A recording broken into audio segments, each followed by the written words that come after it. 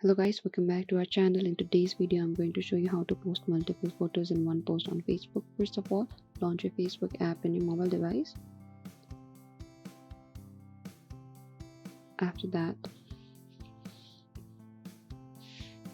in the top left corner we can see the profile icon. Select that. You reach your profile, scroll a bit until you find the post option, and there we can see the what's on your mind, and beside it there's a photos icon. Select photos.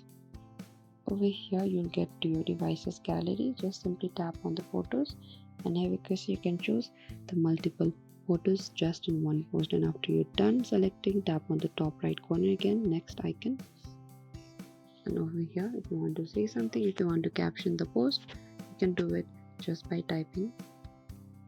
And this is it.